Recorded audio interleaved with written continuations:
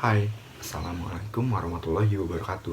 Saya Gusti Alif Ramadan dari Program Studi Komunikasi Digital dan Media. Saya di sini mau jelasin tentang sejarah editing. Jadi sebenarnya editing itu apa sih?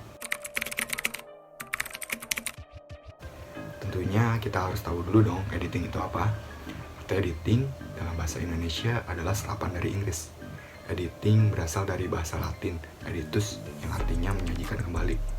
Dalam bidang audiovisual, termasuk film, editing adalah proses penyambungan gambar dari banyak shoot sehingga menjadi kesatuan cerita yang utuh. Editor menyusun shoot-shoot tersebut sehingga menjadi sebuah skin. Kemudian dari penyusunan skin-skin tersebutlah akan tercipta sebuah sequence yang pada akhirnya akan tercipta sebuah film yang utuh. Sejarah awal editing itu muncul setelah adanya pemutaran film bisu milik Lumière Faire alias Lumière bersaudara. Masing-masing bernama Louis Jean Lumière dan Auguste Marie Lumière. Lewat judul filmnya La Sortie des Usines pada tahun 1895. Film ini dibuat dengan shoot dan posisi kamera yang statis. Ketika itu dunia belum mengenal lebih jauh tentang editing. Pada saat masih dalam era film bisu, teknik editing sebenarnya begitu penting karena sineas harus mampu bercerita dengan gambar. Perkembangan teori maupun teknik editing diawali sineas bernama S. Porter yang meletakkan prinsip dasar editing, yaitu menyusun jumlah shoot secara berkesinambungan.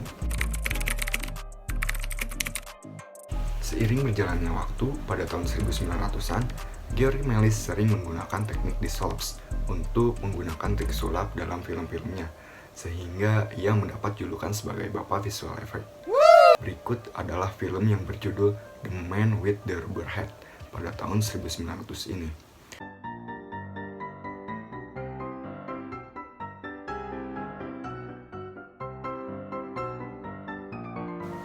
George Méliès muncul sebagai apoteker pada filmnya dan berusaha memberikan ilusi yang dimana ia seolah-olah melepas kepalanya, namun tetap hidup.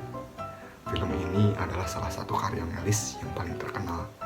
Beberapa sejarawan berpendapat bahwa ini adalah contoh awal dari close-up dalam film.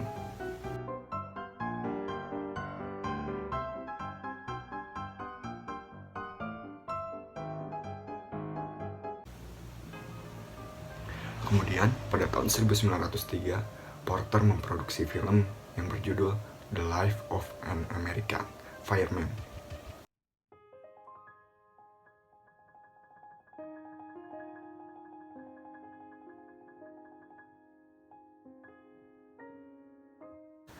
Kedua susunan adegan fakta dan fiksi ini digabung dalam susunan yang menarik dalam film ini. Porter berhasil membuat terobosan baru dalam teori editing, yaitu teknik parallel editing, yakni menggabungkan shoot-shoot dari dua kejadian yang berbeda lokasi, tapi dalam waktu yang bersamaan. Metode Porter ini kemudian dilanjutkan oleh D.W. Griffiths yang mengembangkan metode parallel editing untuk menambah ketegangan adegan aksi dalam filmnya menjadi teori baru, yaitu penekanan dramatik atau dramatic emphasis. Griffiths membuat variasi tipe shoot seperti long shoot, medium shoot, close up, cutaway, dan tracking. Griffith mengetengahkan adegan-adegan yang terjadi pada ruang dan waktu yang berbeda, tetapi bertumpu dan mengacu pada makna dan tema yang sama. Griffith melakukannya dengan menciptakan teknik cross-cutting, seperti yang diterapkan dalam kedua filmnya, The Birth of a Nation, The Chris Gonta. Pada era 1920-an, teknik editing mencapai masa puncaknya. Melalui uji coba editing yang dilakukan para sineas Rusia, salah satunya adalah Pudovkin, dengan lebih menekankan pada konstruktif editing. Dia bahkan menganggap aspek editing adalah unsur dasar pembentuk sinema. Diawali oleh Ziga Pertor, dokumentaris atau sebutan bagi pembuat dokumenter, berkembang saat Rusia yang juga terpengaruh teori Griffiths. Berangkat dari persepsi editing, Porter dan Griffiths sineas Rusia bersama Pudovkin membangun teori yang disebut sebagai editing konstruktif, yang dibangun dari urutan sejumlah shoot. Eksperimen Pudovkin dapat dilihat dalam film Mother pada tahun 1926. Dari metode ini, mendapat pemahaman bahwa editor dapat merubah urutan shoot sesuai keinginannya, dan hal inilah yang berpengaruh pada makna pesan yang disampaikan. Era berikutnya adalah sineas Rusia lainnya, yakni Sergei Eisenstein, yang juga sangat terpengaruh teori editing Griffith dan teori dialektika filsuf Karl Marx. Dari gabungan dua ilmu inilah Eisenstein membangun teori editing montage dengan membaginya ke dalam 5 komponen, yaitu metric montage, rhythmic montage, tonal montage, opertonal montage, dan intellectual montage. Semua teorinya ini tertuang dalam film-filmnya, yaitu Strike pada tahun 1925, The Battleship pada tahun 1925, dan Oktober pada tahun 1928.